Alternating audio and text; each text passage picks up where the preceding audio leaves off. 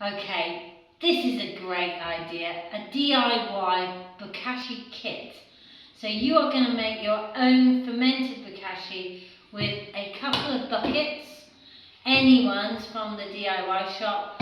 All you need to think about is the sealed lid. Size-wise, they can be much smaller than this or bigger. That's not important, it depends how much waste you've got. You need some cardboard, which I've been tearing up. You need, this is the key, really good Bokashi Bran, your live culture, which is the thing that is going to ferment your waste.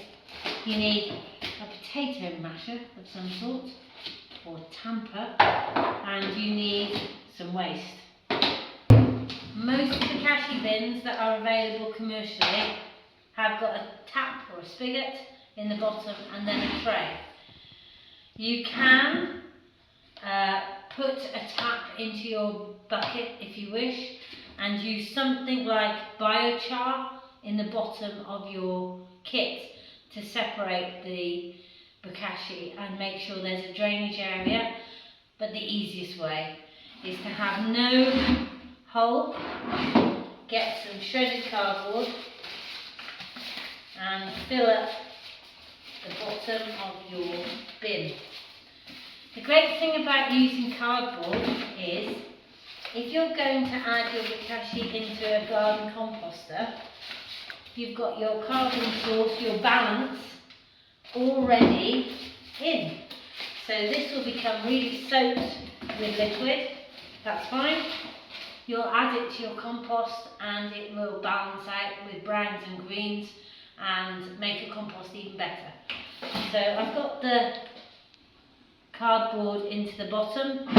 The next step I'm going to do is add a couple of handfuls of Bokashi just to get it going. And then I use a caddy in my kitchen. This is it, it hangs on the back of my kitchen door and you'll probably have something similar. It's a great way of collecting your waste without having to go backwards and forwards to your Bokashi kit.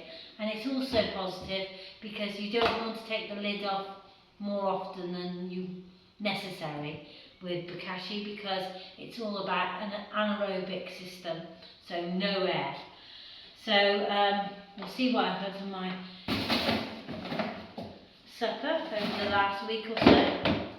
I've got in there apples. By the way, I put a bit of Bokashi in the bottom of here already, which is another good idea. Sweet corn, potato peelings, all the things I've had, cauliflower, broccoli, tea bags, whatever. And so I'm going to add a bit more Bokashi onto the top. By the way, when you start off your Bokashi bucket, it's a good idea to be quite generous. But as your Bokashi develops over the years or months, you can be a bit less generous with your Bokashi because it's already sort of part of the system. And then with my potato masher, I'm just going to mash it down to get the air out. And that excess liquid, as it breaks down, will soak into the cardboard. So that's it, job done. Put the lid on.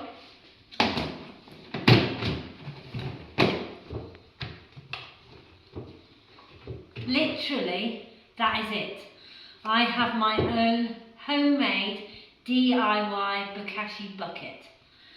Once this one's full, which will probably take me several weeks, then I can start the next bucket.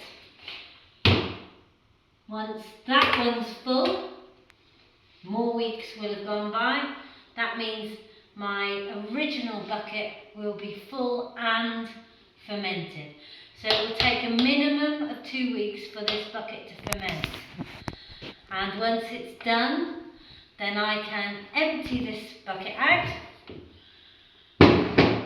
use the fermented Bokashi directly in my raised beds. So if I add this to my raised beds, in a couple of weeks it will have disappeared and made the most fantastic soil. I can add it to a soil factory, so Google soil factory and you'll see exactly how to do that.